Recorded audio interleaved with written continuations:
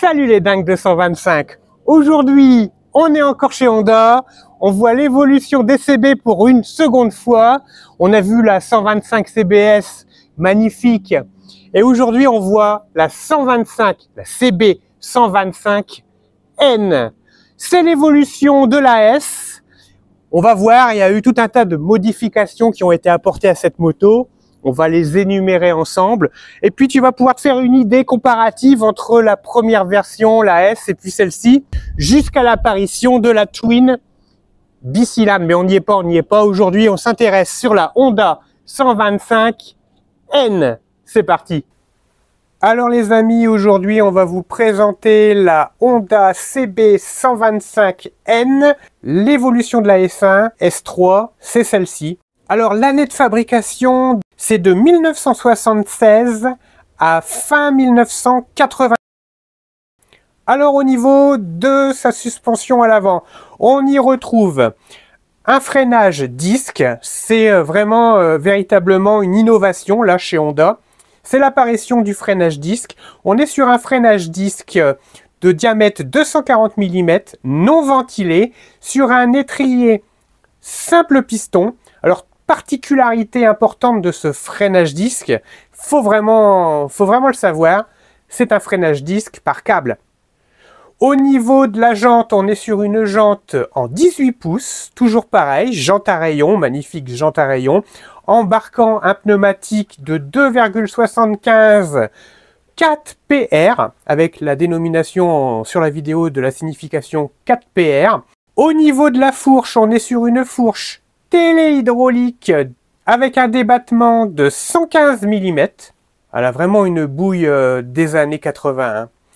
À l'arrière, on va y retrouver une jante 17 pouces embarquant un pneumatique de 3.00 en 6 PR.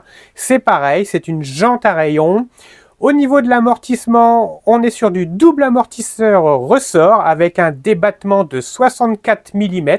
Très bon débattement, correct pour l'époque. Alors là, je souligne votre attention, vous avez vu au niveau du kitchen, là c'est la disparition de la protection intégrale, de la caractérisation intégrale du kitchen. On est maintenant sur une protection supérieure du kitchen.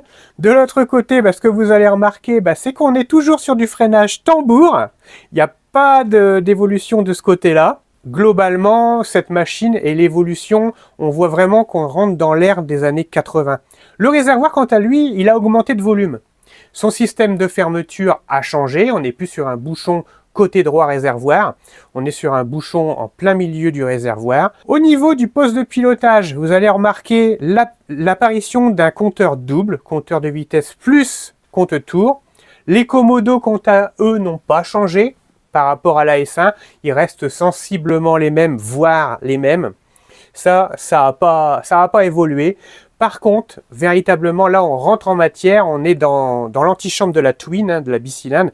On a l'apparition du double compteur 12 000 tours minute et 140 km/h.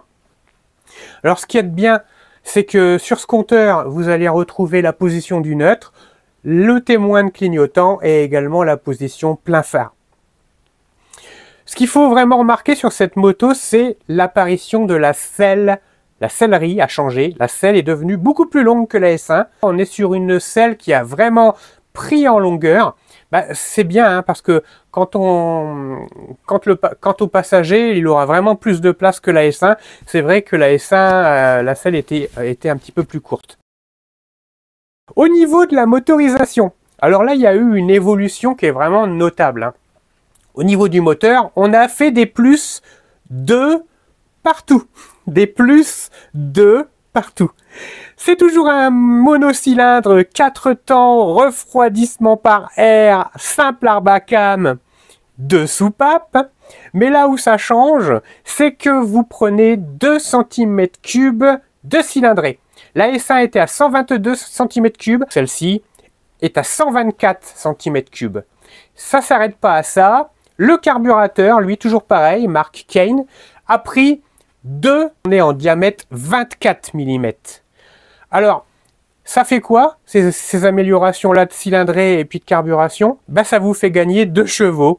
On passe de 12 chevaux à 9000 tours minute pour la S1 à, devant vous, 14 chevaux pour 10 000 tours minute. Le plus 2, il est où? Plus 2 pour le carburateur, plus 2 pour la cylindrée et plus 2 chevaux pour la puissance. Alors, sur cette moto, vous retrouverez une boîte 5 vitesses, 5 rapports, comme la S1, toujours 5 vitesses. Alors, sur cette moto, on est toujours sur le démarrage au kick. Ça n'a pas changé.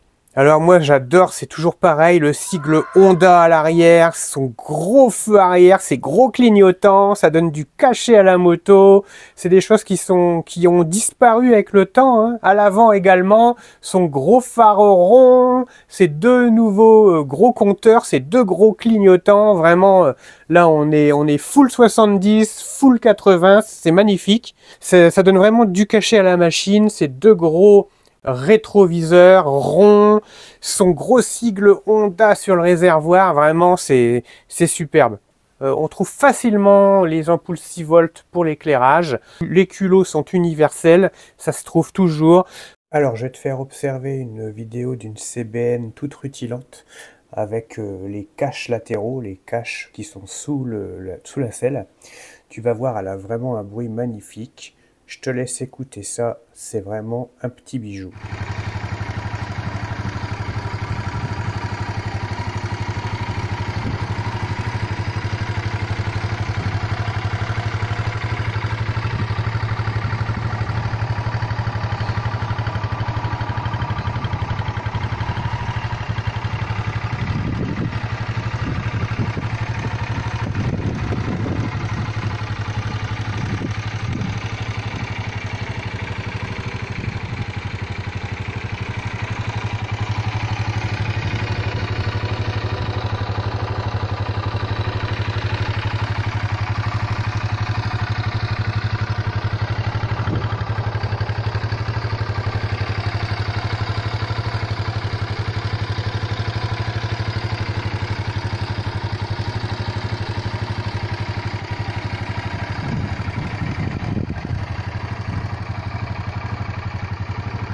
N'hésite pas à aller checker la page de RPM, ils ont des trucs de folie. Tu vois, ils ont des vieilles machines comme ça.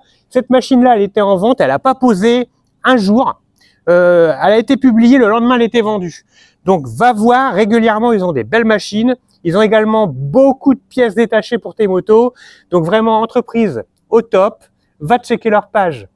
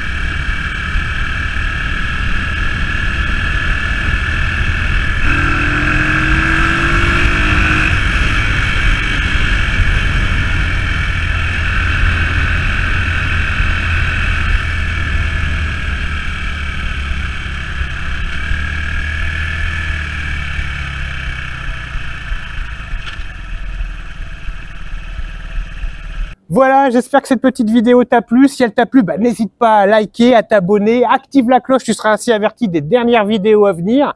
Puis moi, je te dis à très bientôt dans une prochaine. Bye!